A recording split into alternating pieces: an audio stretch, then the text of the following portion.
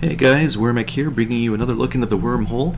Today we're taking a look at Dead Island Epidemic, a new MOBA style game by Deep Silver and created by Stunlock Studios.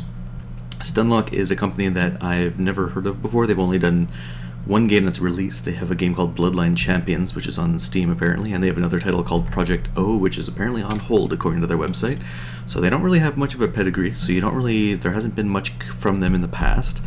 But they've created this game, the behest of Deep Silver. It's obviously part of the Dead Island franchise, and we're going to take a little look into this. Now they're calling this a ZOMBA, which is terrible, which is a zombie online multiplayer battle arena, because I guess MOBA is not hip enough, gotta add zombies in there somehow. Along with that, they've chosen the rather unfortunate name of Dead Island Epidemic, which you're wondering, why is that unfortunate? Well, because the acronym is DIE, which they're obviously embracing because that's literally their tagline is play die now. But either they didn't think of it, or they think it'll be funny for children to be talking around their parents and saying, hey, you want to die tonight? And I'm sure there's going to be all kinds of fun things that'll come about from that. It's a terrible name. The name itself, Dead Island Epidemic, is fine. But the fact that they are aware of what the acronym is and what it will be used for, I mean, no one, usually you hear people refer to League of Legends or Dota as LoL or Dota. You don't hear Defense of the Ancients. A lot of the people don't even know that that's actually what it stands for. So it's a bit unfortunate that they decided to do that, but we'll have to live with it, of course. Now, what is it? It's, as I said, it is a MOBA game. That means that you can expect typical kind of lane combat, but they've done a little bit different with this, and they've kind of taken some kind of interesting design decisions and tweaks to the formula. Before we kind of get into the gameplay, which obviously I'll show you pretty soon, I just want to take a look at kind of this. This is your kind of hut where you kind of set up stuff prior to going into the lobby. So it's got a nice little stylized look to it. I really enjoy kind of the layout. The characters you've purchased all show up kind of thrown around here. So right now I have Amber unlocked and Berg. Berg is kind of the default guy, and Amber I unlocked initially because you get enough currency early on to unlock a second character, so you can actually not all be playing as the default guy. And you got your workbench and your inventory. Inventory is pretty straightforward. You get all your different weapons that you've got, your consumables, parts that you have. So there's a crafting system, if you couldn't guess by the workbench. Dead Island had a similar system. And nothing crazy there, so there is a loot system, which does kind of tweak the MOBA formula already. But if you look in the workbench here, you'll see some interesting stuff. So you got different weapon categories. I don't know if there's more. I assume there's more since this is only what I have available to me. So there's fist weapons, heavy weapons, light weapons, pistols, shotgun. I know that for a fact there's a rifle, so there may be other things as well. Now, the numbers in the corner here are kind of the most important thing, in my opinion, which is that's the item tier. That means that there are items that are undeniably better than others. So if I take a look at Ray's Stakes here, it's got a 138 power and some other stats here. You look at the tier 4 version, 242 power with much higher and other stats. Now, why would you ever not just go with the highest one? Well, because they did this. You have to have a workbench tier 4 to be able to craft tier 4 items. So what does that mean? Well, I'm workbench tier 2. That took me about 3 hours of playing so far. And you get that by leveling up your profile here, which is incredibly slow. Obviously, it's going to get worse as time goes by, since you only get a piddling amount of experience per match, and the matches take roughly about 20 to 25 minutes. So it's not super long, but there is kind of that little catch to it. So you'll be stuck with low tier items for a long time, and you'll be getting drops after matches of high level things that you can't even craft. You can kind of offset that a bit by going to the shop. So the shop here lets you buy blueprints. Similar to Warframe, you can actually buy the blueprints, or you can buy the items directly. Buying the weapons directly does cost actual real money currency, which is the cash up here. More on that in a second. But yeah, so you can buy whatever tier of item that you want. And as you can see, there's generally one per tier, just to kind of give you something to get. There is some variety. If you buy the same thing, sometimes you might get slightly different variants on them, but not all the time. So yeah, there's the rifle. So I guess this must be all the categories. So that gives you a little bit of kind of tweaking. It looks like it only goes up to tier 6 based on this. And so, as I said, you can buy the weapons directly in here, where there's some kind of fancier ones that you can't actually purchase for the thing. Now, there's also perks, so you can actually level up your items as they go along by using them. That's by killing them. As you can see, this is at premium, so this is actually not even, I guess, available at all to anyone that does not pay it for direct money, and these are actually quite powerful, really. That's kind of insane, actually. Some of the stats on this combined with the perks, most of the items that you get from the crafting don't have that many perks to them. And you have characters. One thing, I'm not crazy about this setup where you basically, there's no free characters. You get the one Berg initially, and you get a tutorial thing telling you to buy one of the other ones. You have about 2,000 points initially. These character points appear. You get about 90 per game or so, so you do get them over time without having to pay money, but it's a little bit slower, but that's a fair business model. It's not unexpected.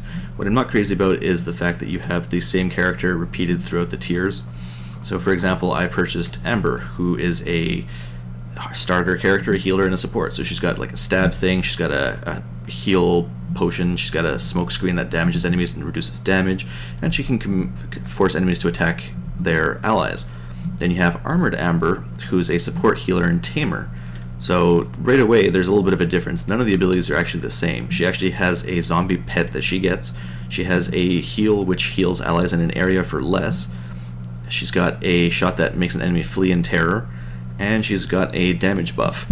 So they're not even remotely the same. And then you have another Mutated Amber, which is completely different again, where there's a stealth thing, there's a lunge attack, a poisoning attack, and reset all your skill cooldowns. So the characters are kind of very different, but they're still the same character, so it feels kind of weird. It would have been more appreciated, in my opinion, if they had put a bit more effort in making sure that each of the characters was actually different and not just a rehash of the previous one, especially since Armored Amber, this one, in my opinion, is pretty clearly better once you actually get into the gameplay, because you do have a meat shield to protect you a little bit more, and you do have some direct control over it. So you kind of have to go through the starter characters, then you can save up and either go to these guys, or you can save up another 2,000 character points to get the mutated versions, which aren't inherently outright better. Actually, are the stats better? Not better, they're different. So that's what I thought. The mutated ones generally seem to have pretty high melee proficiency since they are mutated, so you get like cool tails. There's some cool visual changes, don't get me wrong, they look kind of neat. But, I mean, visually between these three characters, it's all clearly the exact same base model, especially these two. And there's no skins or anything like that so far. This is also in beta, I should obviously not forget to mention that. But, so I actually just hit level 2, so my workbench just leveled up, so I'm going to go ahead and just craft something here. So, as you can see, there's parts. You get parts from finishing levels, you get a loot box, which you'll see later on. I currently have none of these, but you can actually just spend one of the currencies, which is gear points. That's used to kind of purchase and deal with most things that are directly gear related. So I can just say, screw collecting these materials and just craft it anyway. Gives you the breakdown of how much the things cost. Let's craft it. And I now have some pew pistols. Ordinary pew pistols, which I think if I was to craft it potentially again, I could get another one. You know what, let's go ahead. I'm not really caring about my points too much. I just want to kind of see. Ordinary, no. So I think they're probably exactly the same. Let's just confirm that in my inventory.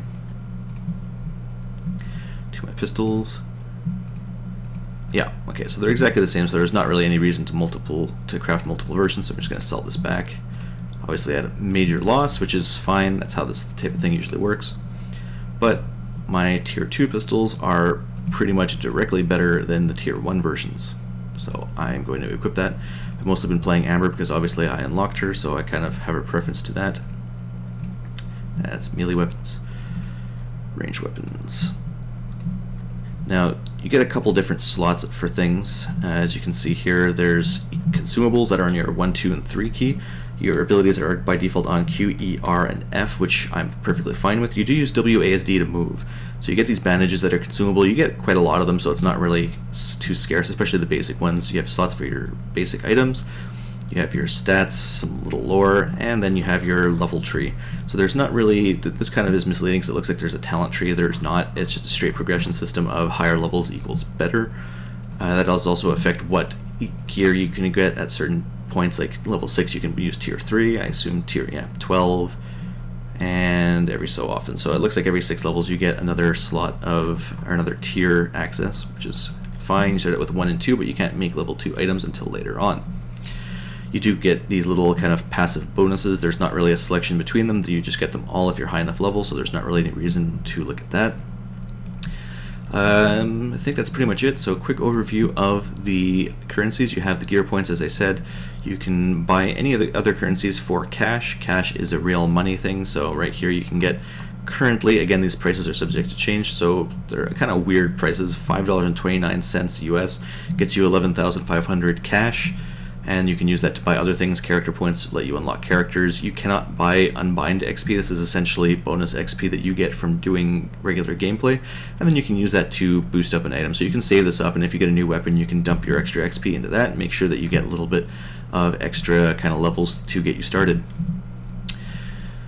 All that said, there's 3 main modes. Prologue is not a mode, that's the tutorial. I don't know why this is even here. You can actually select it. As you can see, it's a 1-player mode. It's easy, there's nothing going on, it's boring, it sucks, don't touch it. Horde mode is pretty much your typical Horde mode. It's a PvE mode where you and 1 to 4 player, well, 1 to 3 other players, so it's a 1 to 4 player mode overall, compete against the AI kind of going along and capturing points and pushing forwards, and you have to fight a big boss at the end. Scavenger is your more typical MOBA mode. There are a lot more kind of zombies, it's a lot more aggressive. I've had very limited success getting into games. The Horde mode by far seems to be more popular. You also don't need as many people. This is a 12-player mode, so that's 4 people per mode, so there's 3 teams competing against each other for the same objectives: to collect supplies, deliver them to a truck. I'm not going to bother going into this because it's very long and a little bit more chaotic. For the sake of the demonstration, I'll show you Horde mode. The gameplay is essentially the same between them, with the exception of you're not killing other people in Horde mode. So let's take a look into here. There's a lot of special infected, as you can kind of expect. You do have also 3 subversions of Horde mode. The Scout mission, which is kind of the easy, basically tutorial. It's recommended for up to level 4 characters. So when you unlock a new character, you might want to level up a little bit to make sure you get all your abilities prior to jumping into the regular Horde mode. It's worse loot, and this is a guaranteed 4-player match, pretty much for any level. Eventually you get Heroic Horde mode, which I don't have because count levels are really slow, and I can only assume this is for level 16 to 20, kind of the max level endgame kind of grind. I assume better loot tiers as well, probably like maybe 2 to 6 or something, or 2 to 5, maybe 6 is only crafting, I'm not sure.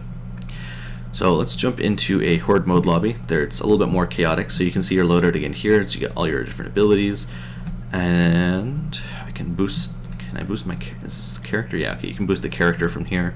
You can invite your friends. You get kind of a lobby system where after the match you'll be brought back into your lobby with your same friends, which is kind of cool. And let's ready up. So very fast to get into the cooperative mode.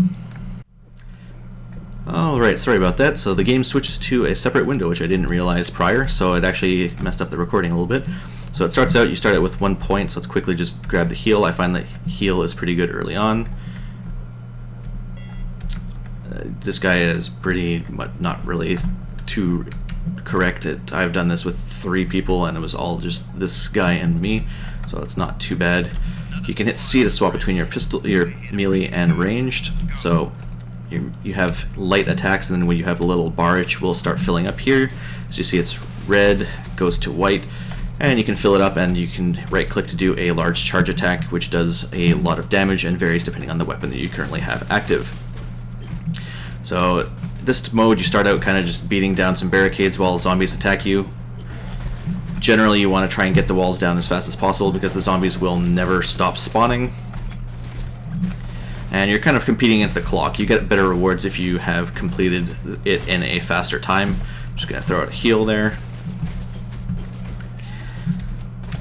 Zombies are pretty squishy. With a full group, this is not usually too bad. The boss is going to be a little bit interesting because they always are, but that's fine. As you can see, the guy to the right of me, Drizzt X, is using a rifle. It'd be good if they were all hitting the door a little bit, but whatever, we'll slowly get there. Now, personally, for me as the healer, I generally prefer to ignore my Q ability for the most part until much later, mostly because it is a damage ability and the other abilities are good for support. My R is a smoke screen, which also does damage, so that's very beneficial to the group as well, since it does damage and reduces the amount of damage that we take for a short while if you're in the cloud. There we go, that's broken open. Heal up. Now when you hit a checkpoint you do fully heal, so I don't really need to bother healing people too much here. Slam down my strong attack. Let's use the pistols for a little bit. These pistols are considerably better than my other ones, but still not phenomenal.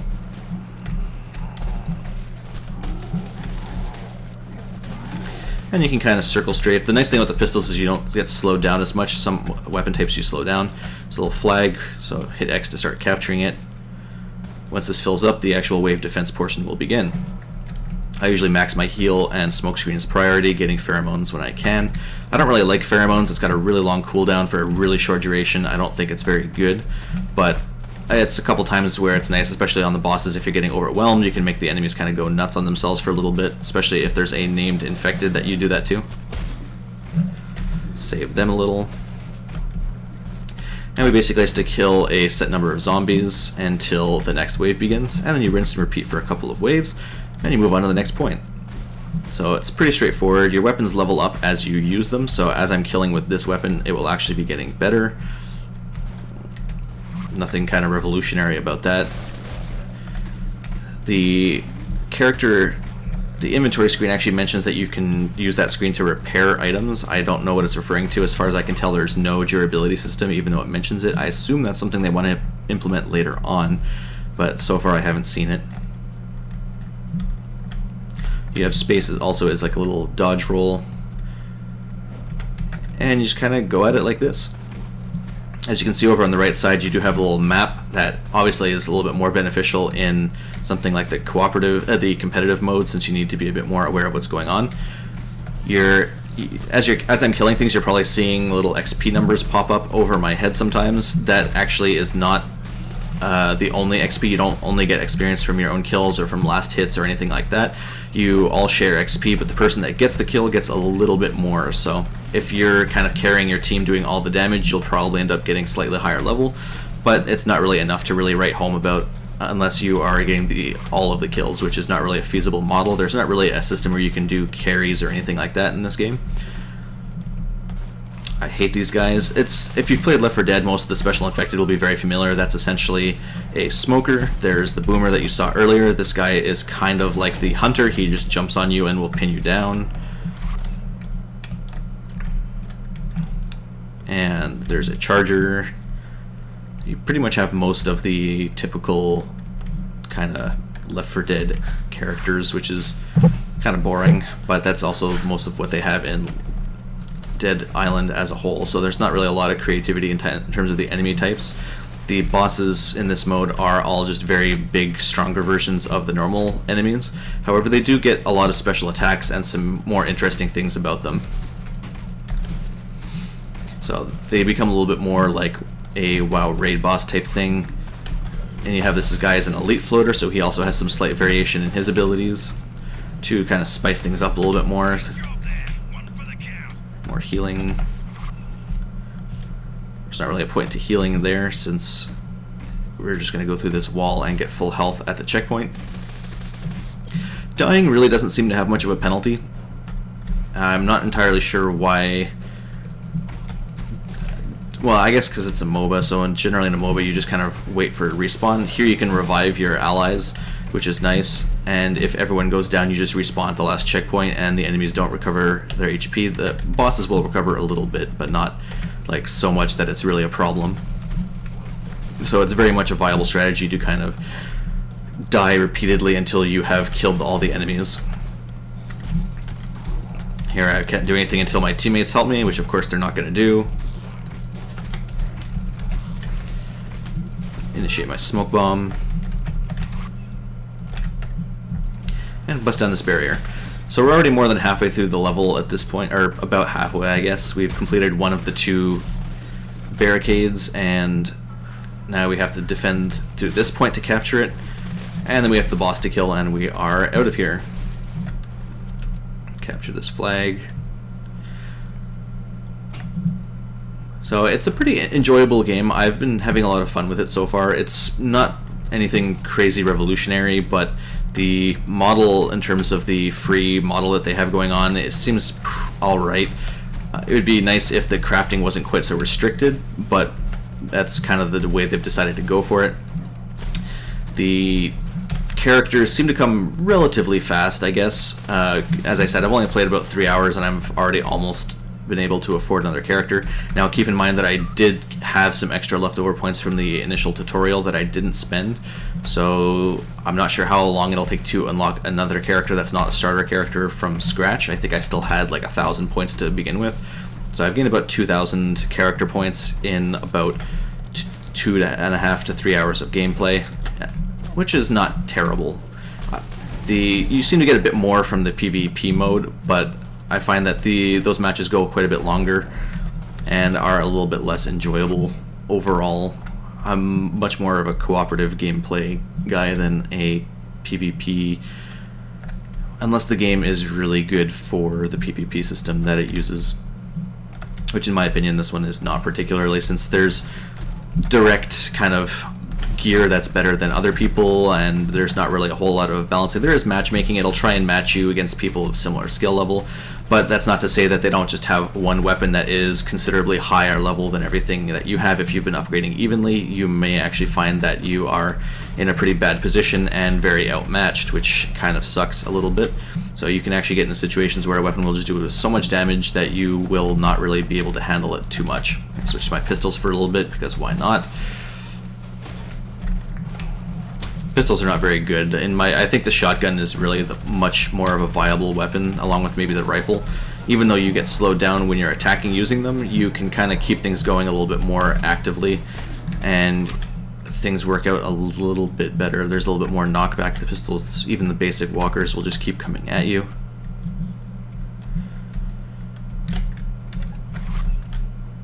So just kind of work our way through this. As you can see, the guy with the rifle is just one-shotting all these guys, and he's shooting not much slower than I am. That was a waste of my smoke attack. So now I've basically got all of my two main attacks that I will be using primarily. The stab attack that I have is alright, but it doesn't work on the bigger enemies anyway, so it's nothing to really care about too much. Smoke that, heal myself. And I'm just going to kind of face tank this a little bit.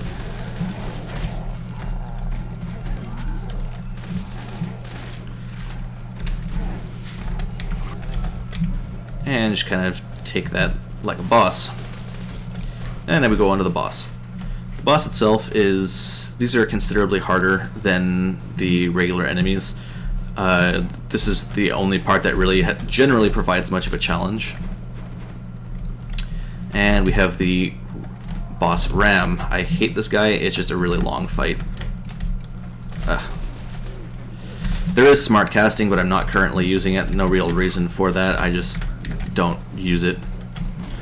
So the key thing against most of these bosses is to try and make sure that you minimize how many of the little guys there are, and that you don't get hit by the avoidable attacks like a noob like I just did.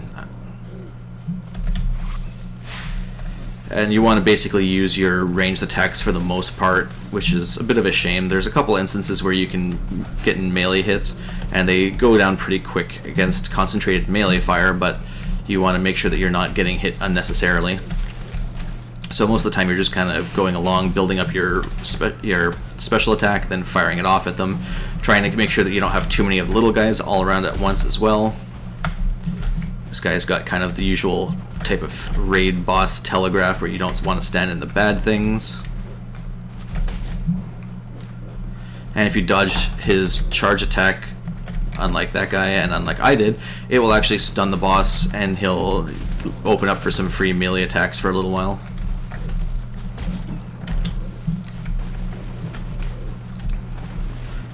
This is going very well. We're actually killing pretty quick. They do kind of scale up in terms of their difficulty over time. And there's the melee hits. Go ham on that a little bit. And get out of there. This is where he starts getting a little bit more annoying because he starts jumping around like a jerk. And it's a little bit more unpredictable. It's harder to avoid than some of his other attack sequences. And then they also start spawning these things. And he also does that annoying little run around. Just going for a walkabout, eh?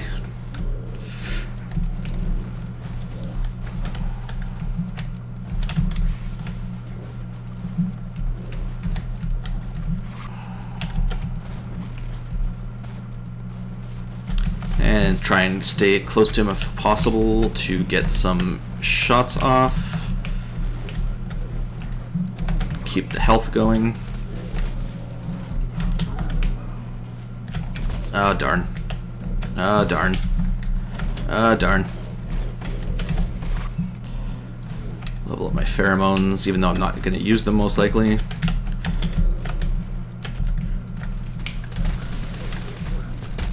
And try and go nuts on him while we can.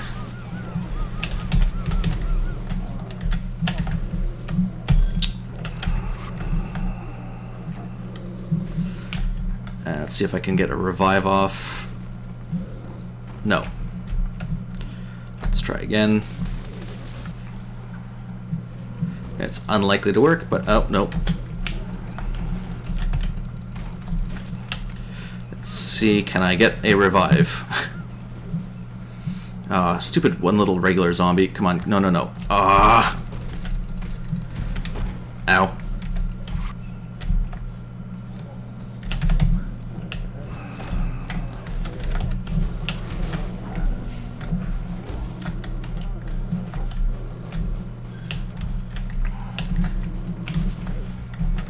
See if I can keep him busy. If we can just kill him, we'll be good.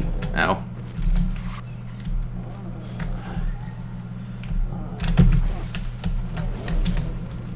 Oh no.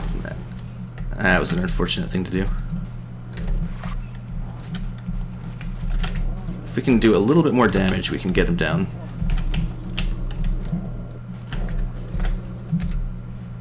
Let's see if I can res. Nope.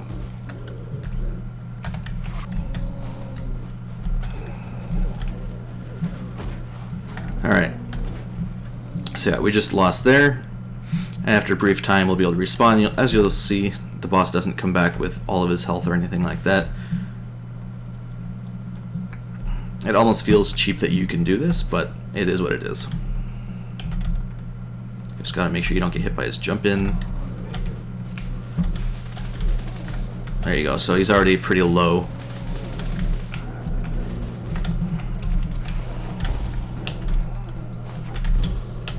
And if you get unlucky with this, you can just get chain ran back and forth. But if we just focus the boss at this point, we'll pretty much just win.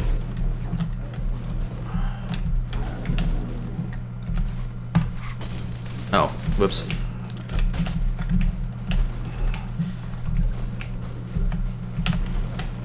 Ow. Come on, let's just finish this. And there you go.